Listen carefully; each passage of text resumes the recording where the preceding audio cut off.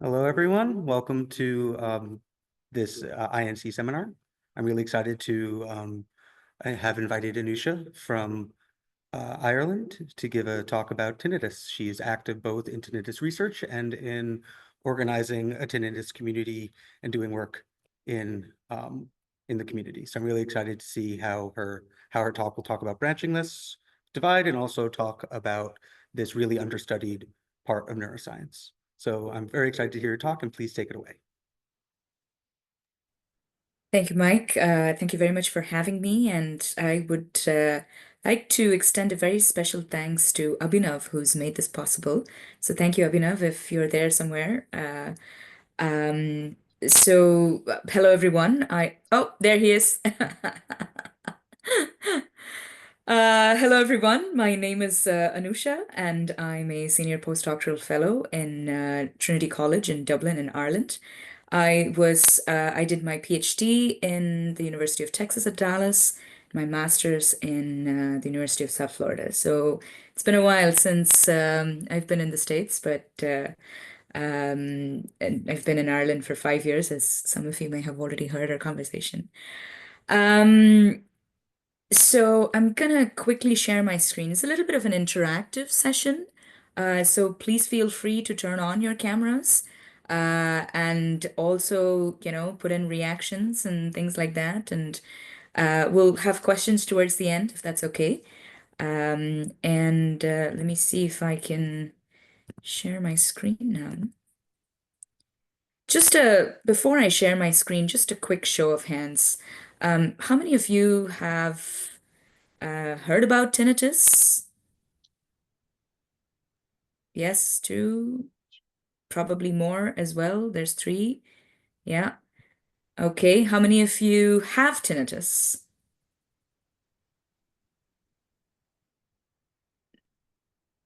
Lobna, I'm guessing oh, okay. There's a few people who have tinnitus. All right. Okay. Um, all right, let's jump on.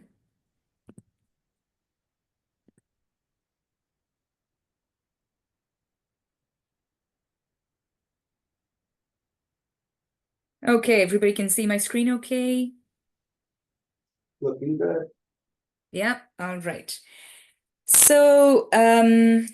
Tinnitus, as you know, is this constant, continuous ringing, or actually, it's a ringing in the ear. It can be constant. It can come and go.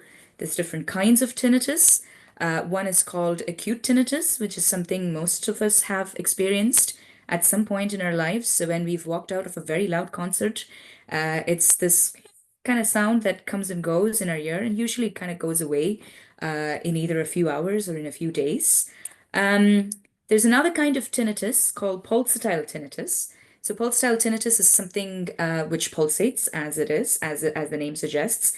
It could come and go, but it mostly follows sort of some sort of a beating, like a heartbeat, or it is associated with a pulsating blood vessel. So usually it sounds like psh, psh, psh, psh.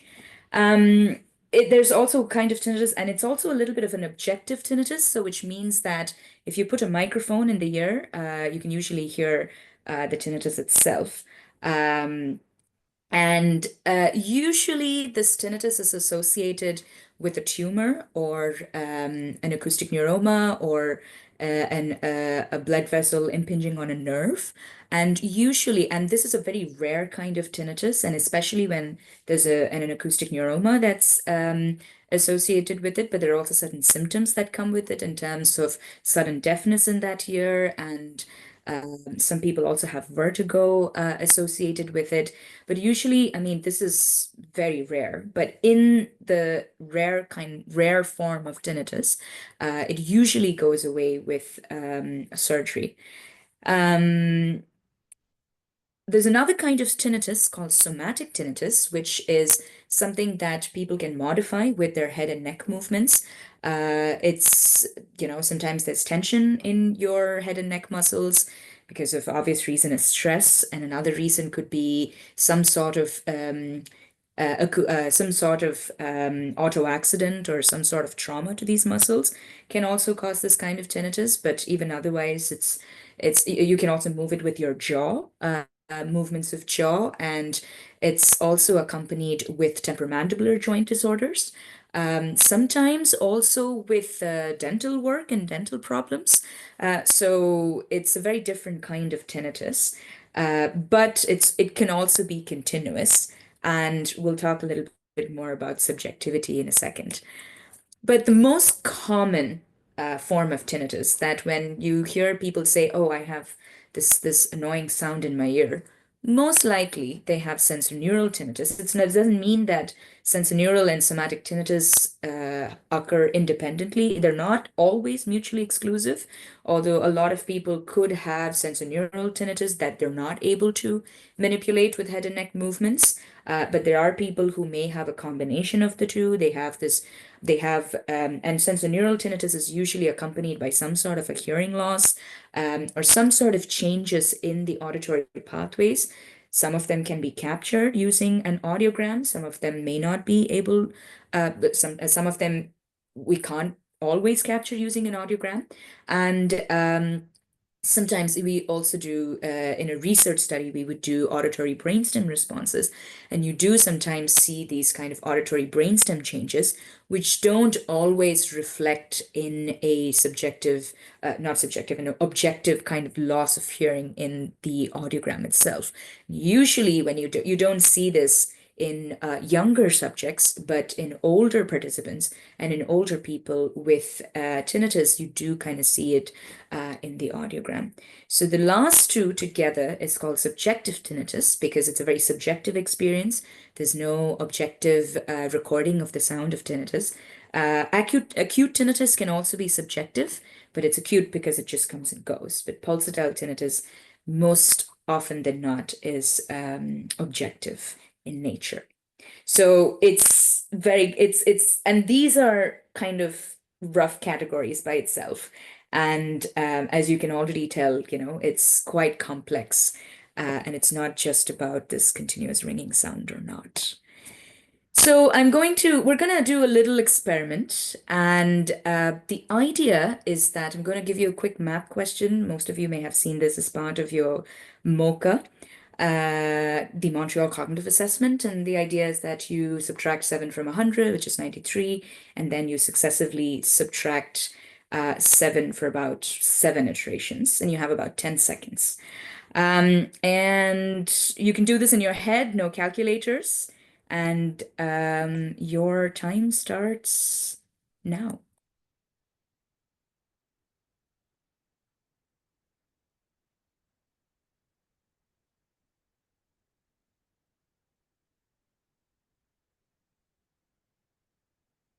So I'm going to quickly stop sharing my screen. And a show of hands, how many of you got to the 7 iterations?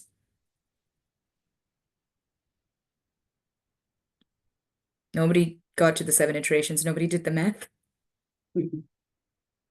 Okay, how many of you were just focused on the sound?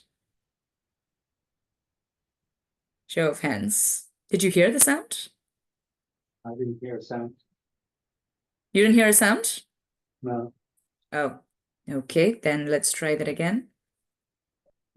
I don't know how to raise my hand. Oh, you can just say yes or no. That's okay as well. Aye. Okay, let's try this again. Okay, so you got the so you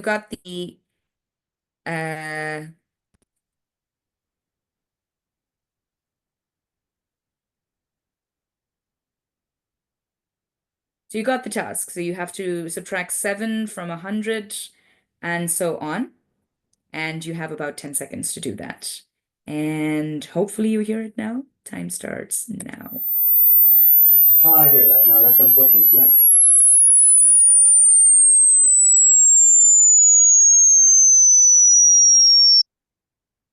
There you go.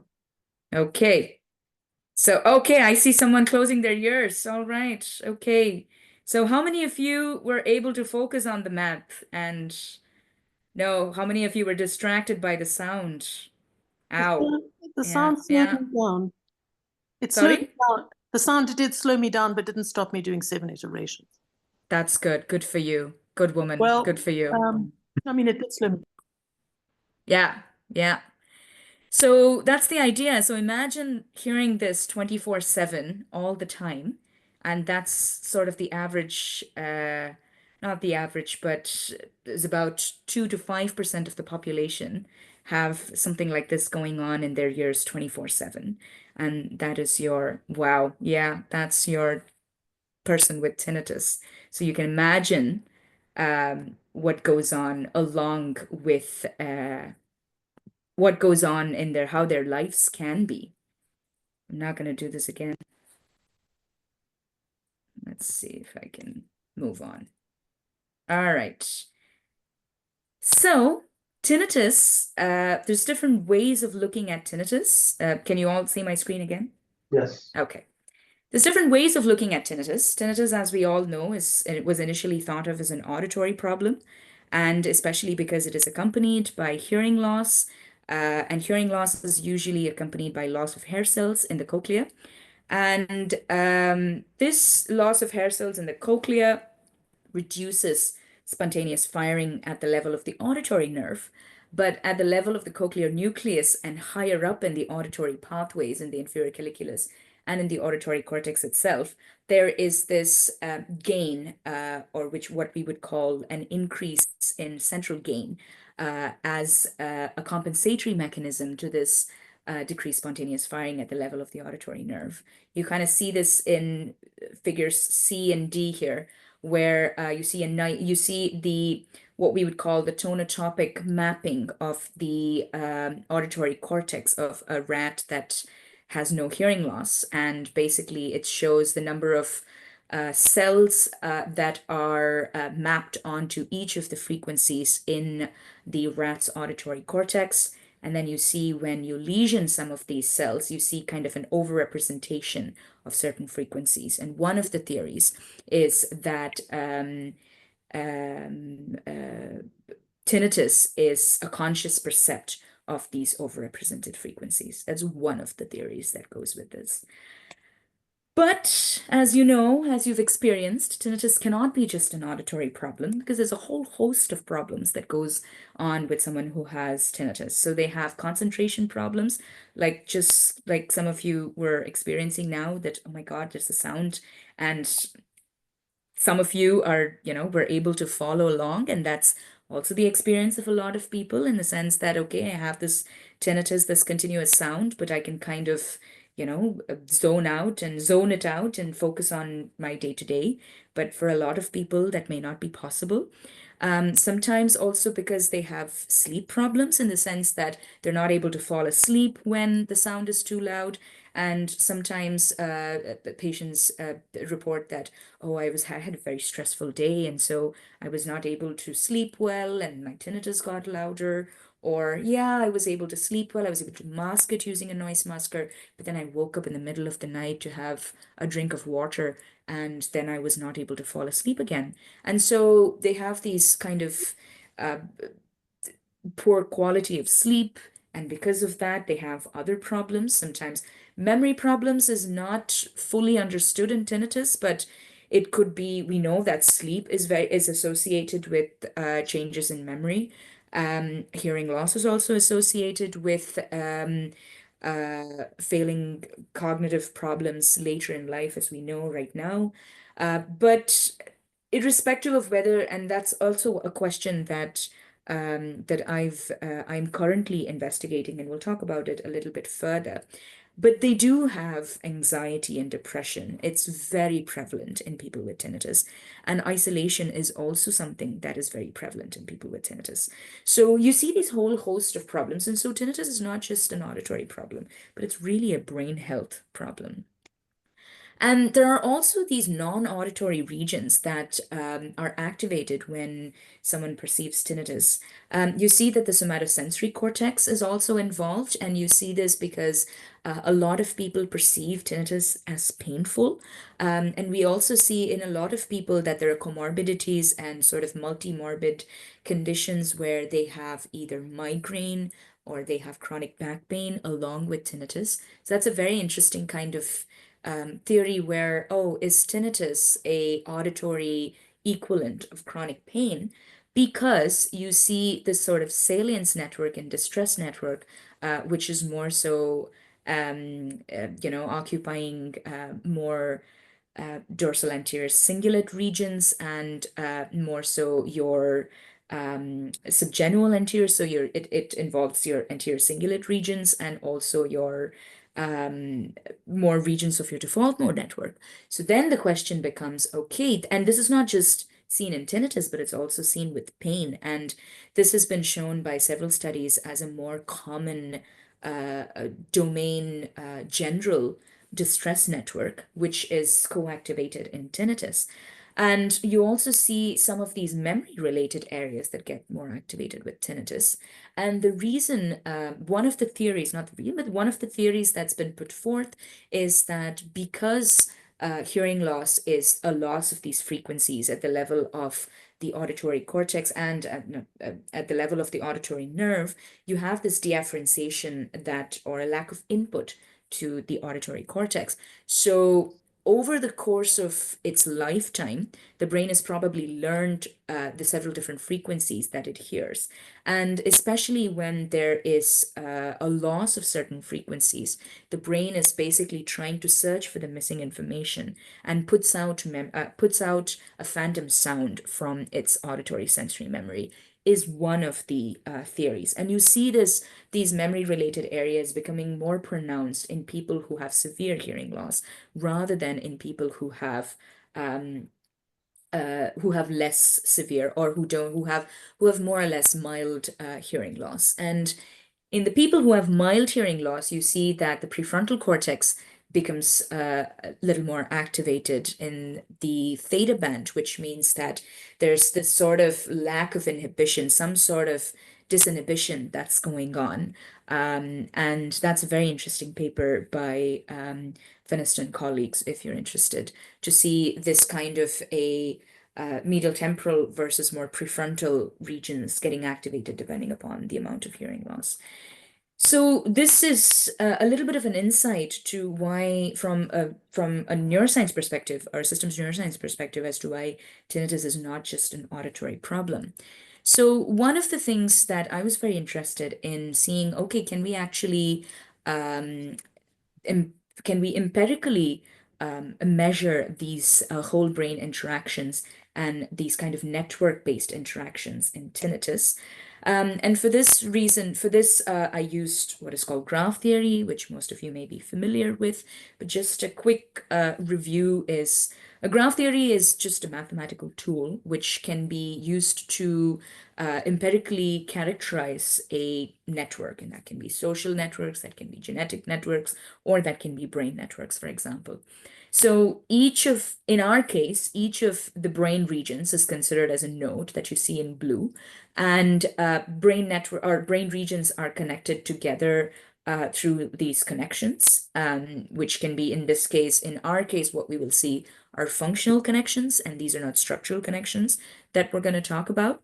And then they form little clusters, and this cluster could be a specified or a more specialized characteristic or a more specialized function. And these clusters are sitting in a bigger sort of a bigger sort of a module or a more specialized set of regions form a module.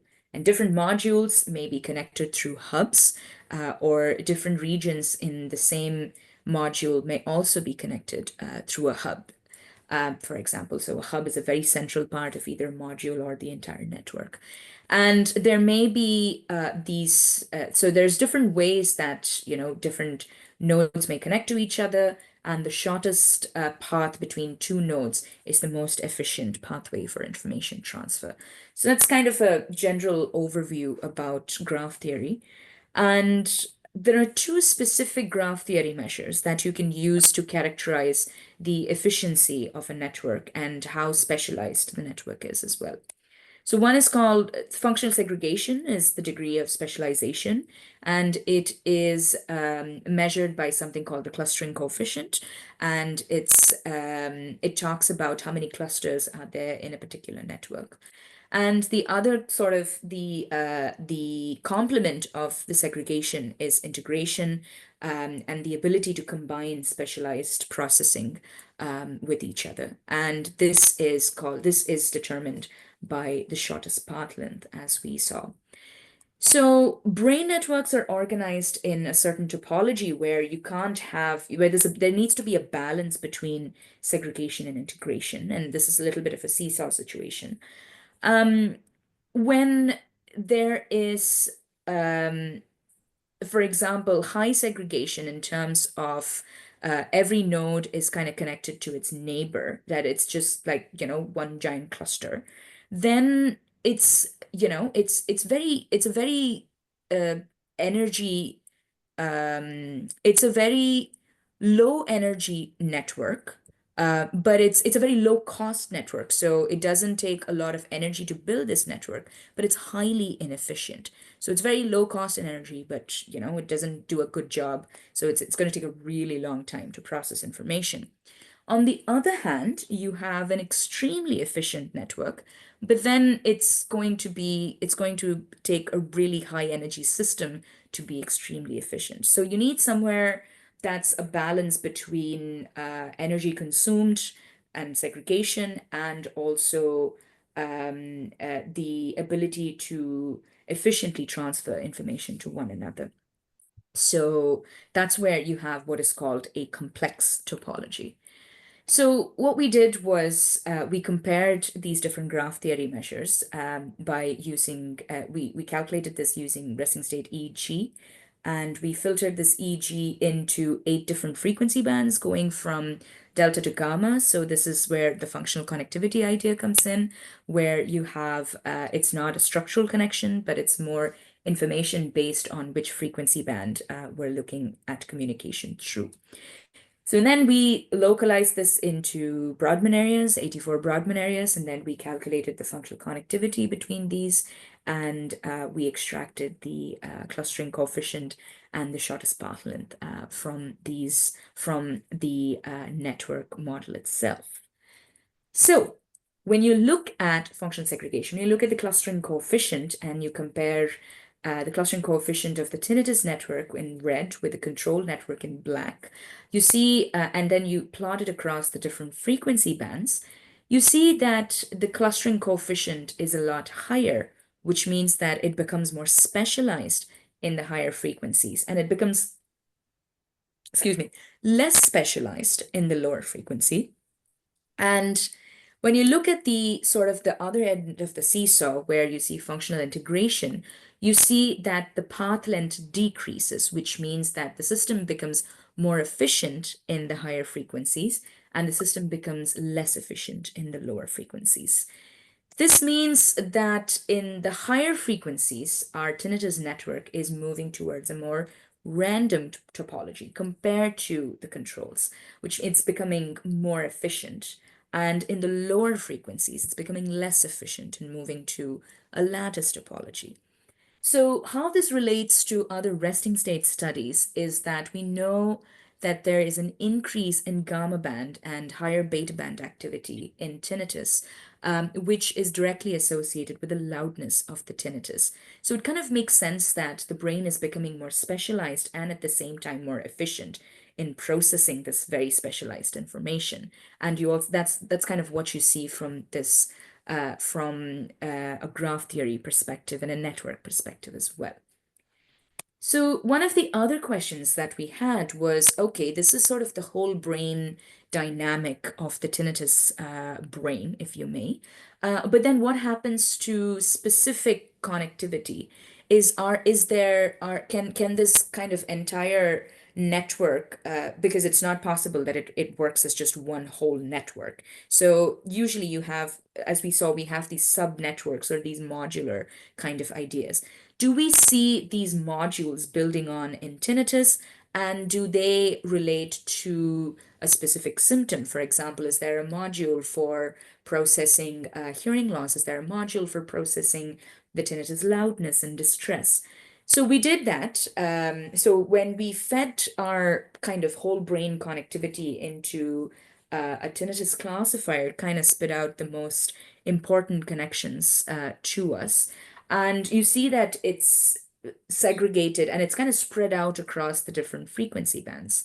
What was interesting is that this kind of classifier was able to tell apart, this network-based classifier was kind of able to tell apart tinnitus versus a control group up to an accuracy of about 80%.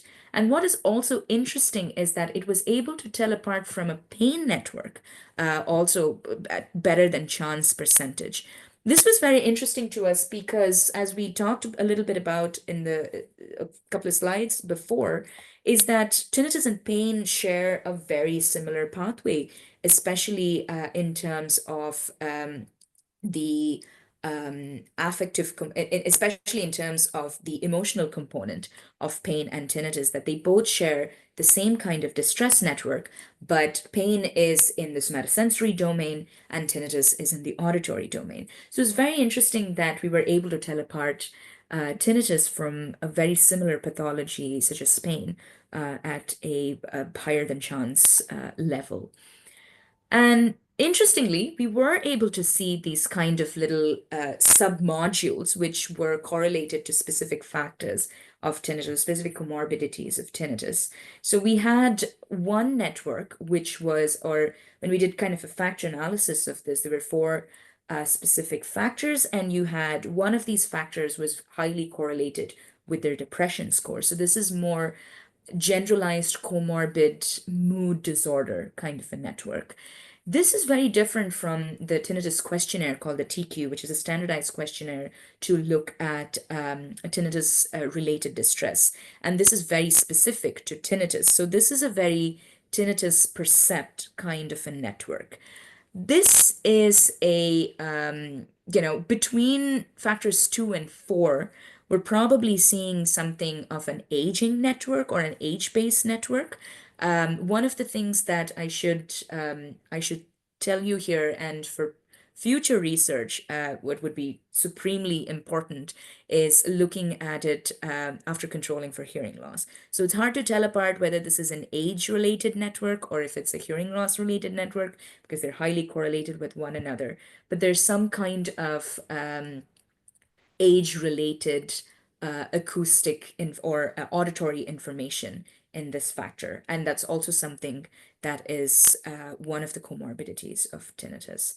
So initially when people were kind of thinking of a cure and treatment for tinnitus, and until today, one of the biggest challenges is because there's such a large heterogeneity in tinnitus. And people initially tried to categorize tinnitus, as we saw, that it is somatic tinnitus and sensorineural tinnitus and pulsatile tinnitus, etc. But what we think may be happening is that maybe tinnitus is not a categorical we can't categorize tinnitus. It's not a categorical disorder, but maybe it's a dimensional disorder where we have all these overlapping dimensions, and it's probably on a continuum in these different dimensions, that someone has who's on a more severe level of hearing disorder and who has tinnitus for mostly for a longer time, but then they could also not have a very distressful tinnitus. They could have a loud tinnitus, but it's not necessary that they also have a distressful tinnitus because of this.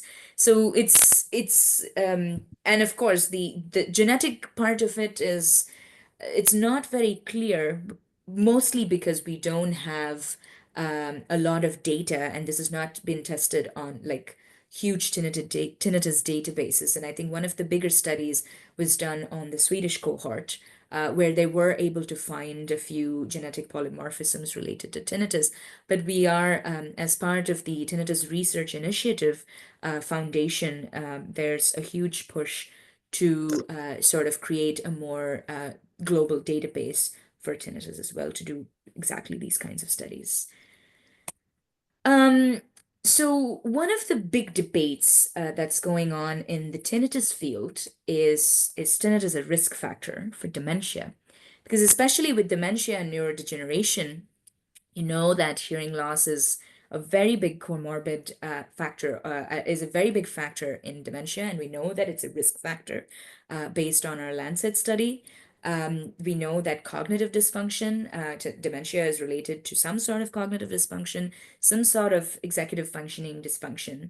There's also mood disorders with anxiety and depression, and we also see sleep disturbances in particular kinds of dementia as well.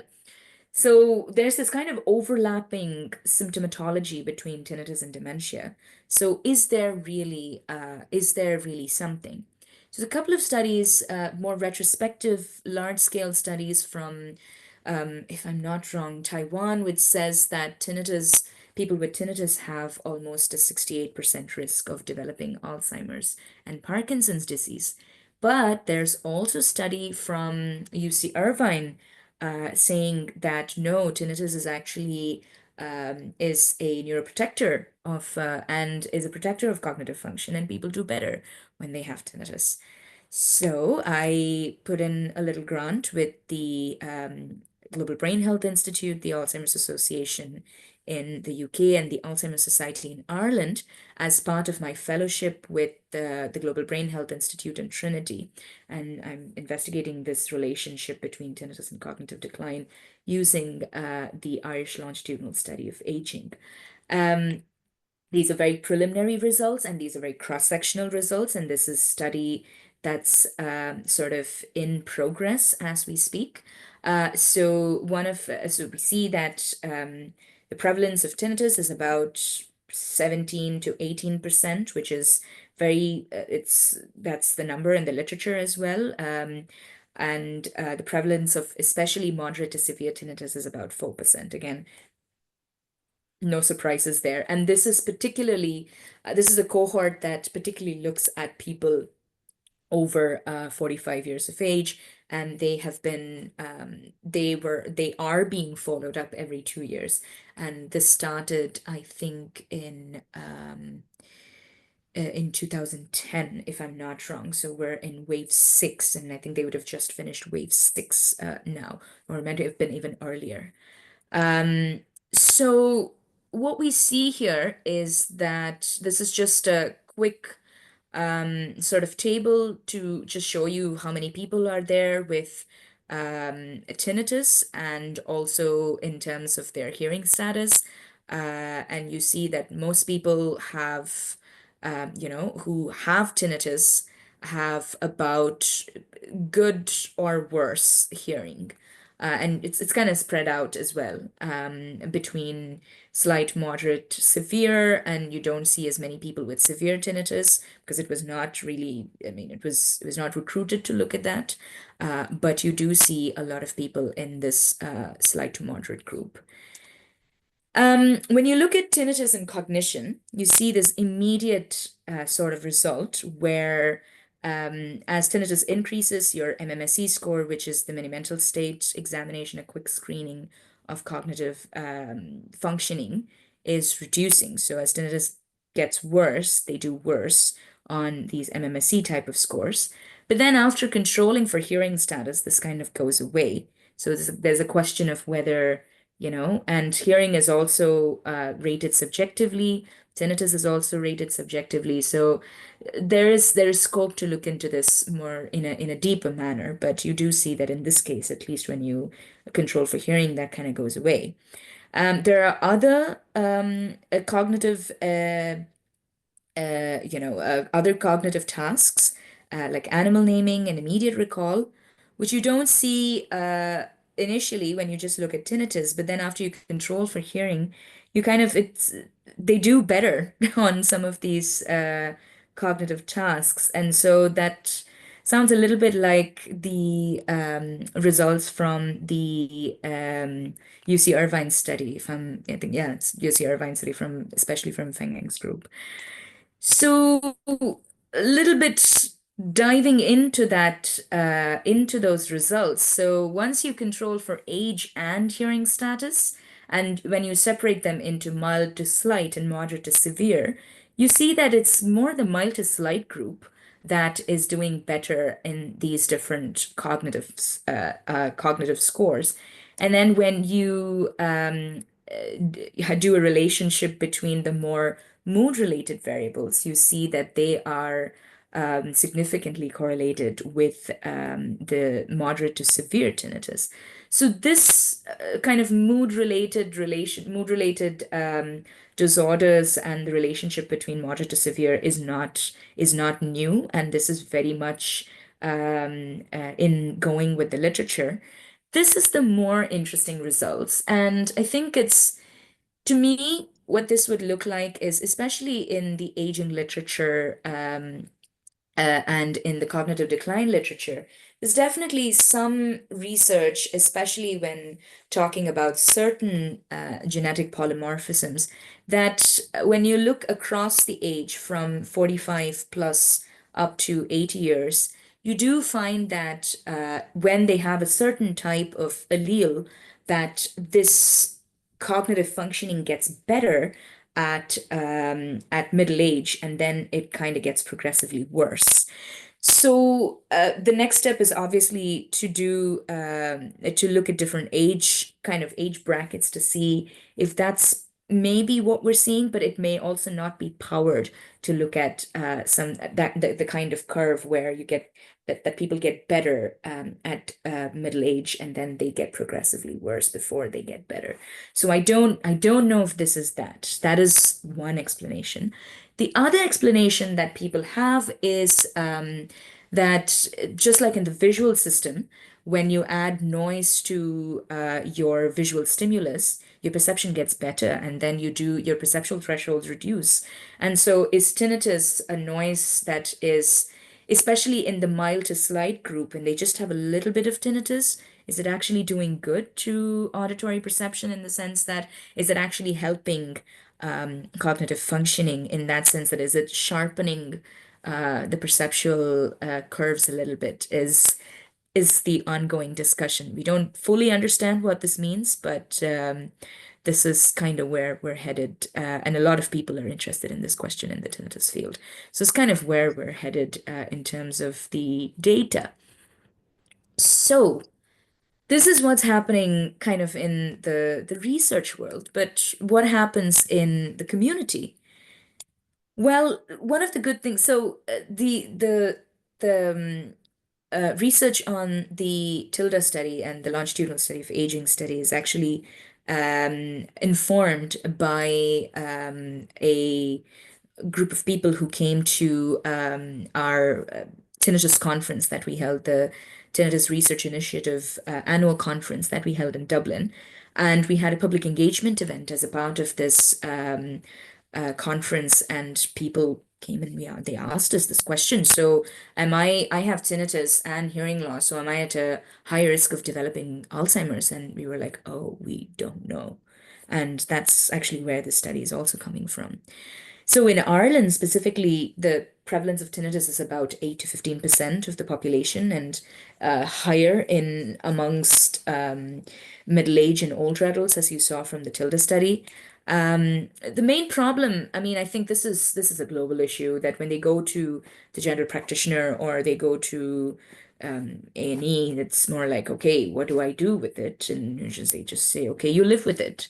But the question is, how do you live with it? And in the US, there is the American Tinnitus Association, which is a brilliant foundation and a charity for people with tinnitus.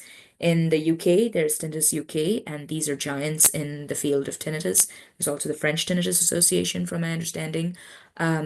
And but there used to be an Irish Tinnitus Association, and this has been absorbed into the National Charity for Deafness and Hearing Loss. But there's not a community group that's dedicated to supporting people with tinnitus. So we're forming a small community in Ireland called Tinnitus Éire, and the idea is to provide peer support. And at this point, we meet once a month, and we just have some coffee and we have a chat online. But the idea is to engage people in the community and, spread awareness about tinnitus and try to get people to understand what tinnitus means and how they can support people with tinnitus or where they themselves can find support for tinnitus. This is our team, and we have a multidisciplinary team of experts, and there's a person with lived experience on the board. It's not an official board, but it's more of a scientific advisory board. And we also have a policy researcher and a science communicator who also works together with us. And Professor Vanessa is kind of the scientific advisor for the team as well. And we have a network who supports us in several different ways, and especially the patient communities. And us, we talk a lot, and we share our events and mailing lists with each other. Not mailing lists, but we share the events through our mailing lists. So the impact that we hope to have is that, yeah, that people can battle isolation and they know that there are other people with tinnitus. And some of the people who had come to the community event have said, oh my God, I've never met another person with tinnitus in my life. And this has been a very supportive environment where we can talk about our problems and kind of be a support for each other. And hopefully that will increase quality of life. We did a very interesting community event where we had a musician, as you can see, Luan sitting with her guitar. So we had a musician who was facilitating a songwriting workshop for people with tinnitus. And here, people with tinnitus, along with us researchers, a few other community champions, basically, they talked about their experience of tinnitus, what they know as from a research perspective or from a lived experience perspective. And Luan and the team sort of put it together into a really nice song. I don't have the song here, and that's a little bit of a secret. And we're working on how can we get the song up and running. But we also did a little bit of a documentary where we captured these experiences, and I just have a little promo version for you, and you can find the full version if you're interested of the video online. What we're doing here today is trying to put some poetry, some music, some realism into what tinnitus means to people like myself, and to give other people a kind of understanding and an awareness of what tinnitus really is for people who live with it every minute, every hour of every day. You can't explain the continuous effects. Just it wears you down. Wears you down because you don't have it. There's no sign of an ending to it. So with the song, we started out getting everybody's experiences with it. I've never done anything like that before. It's completely new, and it was absolutely amazing to see. It's an amazing thing. The stories that we've heard today informs ways in which we can actually develop coping strategies. There's only so much that you can learn in the lab, and you got to go out there. You got to be with them. You have to be in it fully. Once tinnitus is really out there, we hope that may even be enough in itself to get people's attention. That's a job well done.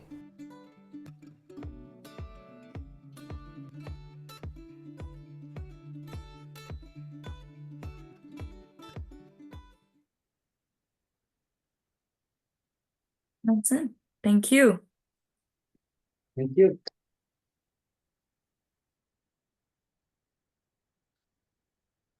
I was wondering if so you're working on a song for the people with tinnitus. Are there particular ways of making a song that makes it more pleasant for somebody with tinnitus? Or does music help? Well, I think it's about providing a safe space for them, and it's also, and these are people who we would have met a few times before, so it's not the first time that they're there. And there's a little bit of a leap of faith as well that, you get uh, there are people who just want to try out new things, and there's a little bit of a bias in the people who come in, but it's more of these what you call what initial adapters, or the people who kind of jump on to, okay, this is new and interesting, and I want to try it out. But it is about building trust and talking to them in advance and making sure that just reassuring them that this is a safe space and it's not, there's no judgment here.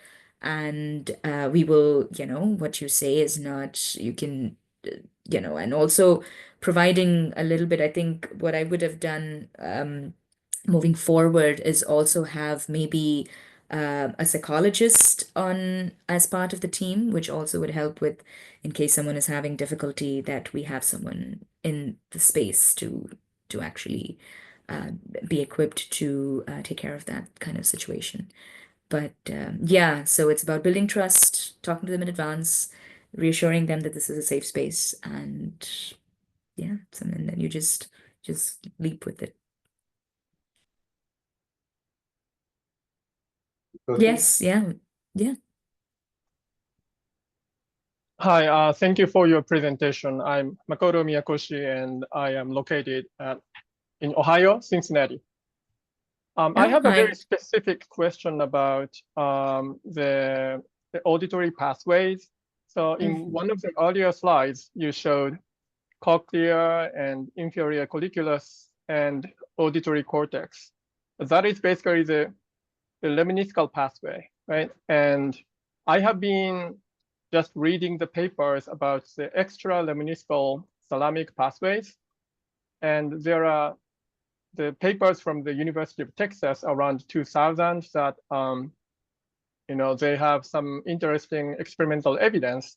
For example, when you hear the sound, they deliver the median nerve stimulation together, and that changes the subjective perception of the loudness because extra lemniscal thalamus is a supramodal, so that sensory and auditory inputs kind of interact together. And that is further modulated by age. So younger the subject, this modulation is larger. And most importantly for me, the children with autism has much larger modulation amount. So, and also this author, the Age Miller, argues that there is a similar relation between the tinnitus and the neuropathic pains. So I think you mentioned that as well. But so I have been thinking that maybe this extra lemniscal thalamic pathway explains the tinnitus, for example, better than this lemniscal pathways, because at least I have two evidence here. One is that in animal studies, the audiogenic seizures can be tested, and that does not involve the thalamocortical pathway, but it happens all subcortically. So that is the connection between the extrathalamic nuclei and amygdala and those limbic systems, right? So that's number one. And other things, it's like this extrathalamic amygdala connection plays critical roles in fear conditioning or reward learning. So so I can easily imagine that if the neurodevelopmental disorder impacts the extrathalamic pathways, then that can cause many things, including the auditory hypersensitivity, hyperacuity. What do you think of it? And of course, including the tinnitus. That was my point. So what do you think of it? Absolutely, you're right. And it's I think if we wanted to talk about all models of tinnitus, I think that's a talk by itself. But yes, I think there's multiple different things here. So first one, I'll talk about the sort of interaction between pain and tinnitus. or the somatosensory pathways in tinnitus, for example. So I think for this, I would direct you to Susan Shore's. So there's multiple different things here, right? So there is the vagus nerve stimulation and the medial nerve stimulation. The vagus nerve is also from the UT Dallas group, from Kilgard's group, and they've also shown that you can change auditory tonotopic mapping and perception with vagus nerve stimulation combined with sound stimulation. So that's one thing. Tonotopic mapping is a lemniscal, right? Yes. It's within the primary auditory cortex. That is almost purely lemniscal, and lemniscal means it goes through the medial geniculate body of the ventral part. And when I say extra lemniscal, it goes other parts of the medial geniculate bodies. Yes. So this is the first thing, right? So there's that's the lemniscal pathway, and that's also something you see with because I think it's the lemniscal pathway along with vagus nerve stimulation. And I think so the second one is Susan Shore's work, where she shows within it's still, I guess, lemniscal in the sense that it goes through the dorsal cochlear nucleus, but that's where you see this crossover between auditory and somatosensory pathways. And Susan Shore's work shows how you can stimulate the trigeminal nerve and impact this in more of the dorsal cochlear nucleus junction. But you also see that when you look at Sven Benesta's work, Derrider's work, you also see an activation of and I think if you also see Fatima Hussein's work, that's more MRI related stuff, you see the activation of the amygdala, you see the activation of more limbic region kind of things. And one of the more invasive studies showing that you can stimulate the dorsal anterior cingulate, and in some patients they also have a suppression of tinnitus percept. And so the idea is that the more extralemniscal pathway is related to the affect of the tinnitus itself, and the more lemniscal pathway is associated with your loudness of tinnitus. So it's two different components. So one is, and you can also think about it in terms of the lateral and the medial pathway, right? And it's the same thing that at the pain, there's a lateral pathway that goes up to the somatosensory cortex, but then the medial pathway is something that modulates the pain affect component. There's some studies, even in Venesta's lab, and also there is the idea that tinnitus can be a conditioned response. So in people with severe distress, you see that you see a connection between the auditory region and the more limbic region, and especially in the subgenual anterior cingulate cortex, which I think Rorschach also describes as the frontostriatal gating system, which is more involved. So that is more, and that you kind of see a similar results in EEG, where there's this connection, especially in severely distressed people, where there's a association with the sound and with the affect itself. So the theory is that people, once they start to associate the sound with the distress, then they go into this kind of overdrive mode, and which is possibly also driving these network-based changes that you see. There's also research that suggests, particularly in children who are born with cerebral palsy, have a higher incidence of tinnitus. And I don't want to quote research that I'm not very familiar with, but when I was going through some of the sensory processing disorder literature, they also have tinnitus. So this may be an untapped cohort of people.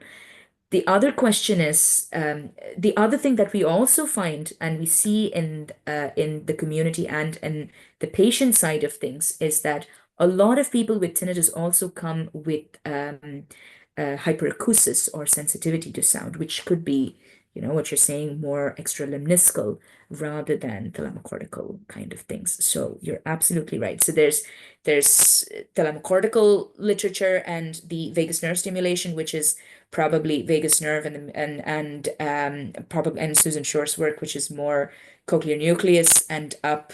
But there's also other literature which is a little bit less tapped. And I think that's what people are tapping with, direct brain stimulation, and even I would say, TMS and TDCS kind of things, where they tap into other non-meniscal pathway. But yeah, it's quite a bit of work there that has not been tapped into too much. Mm. Does that answer your question? Well, not very much, but I see what Okay. you mean. Do you have any comments or opinion on why the extra-lemniscal thalamic pathway studies are not very well perceived these days? Was there any huge failure in the hypothesis, or do you know what happened? Or some of my colleagues, okay, like Gian Domenico Ianetti in Rome, he says people just forgot it. I people think just so. forgot. Do you think that's I the think case? so. I think so, because you see it all the time, and it's yeah, I think people just forgot. I think so. Yeah, I don't know. I don't have the answer for that. I think people got more interested in the more treatment side of things. There were Right, this probably. this huge surge of kind of brain EEG and MEG kind of studies that started, and then the more intervention type of studies that took a surge, and I don't know why people didn't look I into. actually have two explanations for that, but I don't know if I can spend our time Yeah, on go this. ahead. Still, is that, Maybe quickly. I don't know if or somebody else has a question, but let's ask that first. yeah. So you talked a little bit about network measures of tinnitus, Oh, and then mhm. I don't know, like, what's the next steps in that direction for further analysis, do you think? Well, I think the next step is really about, I mean, at least for me, there's different ways you can go about it. At least for me, it's about looking a little bit with a kind of a zoom lens into this relationship between tinnitus and cognition. Because again, that's another thing that's not fully understood. There's some studies which show that people with tinnitus have reduced attention, and there are some amount of cognitive problems, executive functioning problems in tinnitus, but people have not really looked at it from an in-depth analysis of a cognitive profile of someone with tinnitus. So that would be the next step, to really look into in-depth neuropsychological tests with tinnitus. There's some studies that are coming out now, but I think we need more of them. And then to look at it from a more network perspective. I think that would be where I would go next. But there's so many different ways. I mean, you can use graph theory and network measures for intervention as an intervention target, and look at it from a biomarker perspective and as an identifying a target perspective, because we know that targeting particular brain regions is probably not doing a lot, but maybe we need to target networks, and that's not just in tinnitus, but that's kind of a common thing that you see with TDCS and TMS kind of studies. So maybe that's also somewhere network measures can be extremely valuable. Thank you. Are you aware of any interventions rising on the horizon that might be helpful for people with tinnitus? Yes, hearing aids work for a lot of people, but not all people. Same thing with TDCS and TMS. TMS is very good with the affective component. TDCS is also very good with affective components. Some people do better with the combination of TDCS of the frontal cortex and random noise stimulation of the auditory cortex. There's some people who respond to that. There is, of course, the linear device, which some people may have heard of, which is in the market and that has gotten FDA approval, which is a bimodal stimulation of the tongue, electrical stimulation of tongue along with auditory stimulation. There's another device that's waiting on FDA approval, which is from Susan Shore's lab, which does trigeminal nerve stimulation along with, I think it's, not sure if she's doing occipital stimulation. I think she's probably doing occipital stimulation or a kind of trigeminal nerve in the, along with sound stimulation as well. But then her design is specifically for people with somatic tinnitus, and that's what the clinical trial talked about. And it had some very promising results, and I think they're waiting for an FDA approval. There is also we recently got a grant for a new bimodal stimulation technique, but instead of looking at, because these are passive stimulation paradigms, but we're having an active stimulation paradigm, or active listening. Sorry, these are passive listening in the sense that you put them on and you kind of do whatever you want. But what we're trialing is a more active listening paradigm where they have to engage in the task while, during electrical stimulation of the occipital nerve. So it's well, we're yet to see. We just got the contract in place, and we'll keep you posted as to how that goes. So that's kind of in the works. But there's other people people have go the non-alternative or the alternative medicine route. There's few studies that talk about acupuncture, few studies that are trialing ginkgo. No, I mean, noise maskers are more of a sort of management device, but not enough studies, but indications towards vitamin B12 deficiencies, food intake, especially sugar, salt. These are anecdotal evidences that it makes them worse. Coffee, the data shows that coffee is better, but then participants' experience is very different. Alcohol has a effect in temporarily, but apparently makes tinnitus worse the next day. So there's different kinds of things to manage tinnitus. Yeah. Anusha, do you think the deep brain stimulation is a type of acupuncture? Oh, I don't know about that. I don't know. I don't think so. I don't think it really defines as acupuncture, because acupuncture is just, peripheral nerves from my understanding. So I don't think so.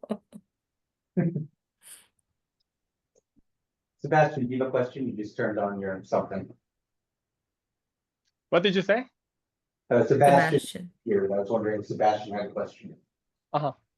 Yes, now. Okay, yeah, there will be this talk will be available online. If there's no further questions, I'm going to stop recording. I think Makoto, I think do you want to? I'd love to hear your explanation about the Yeah. Let me spend a few minutes on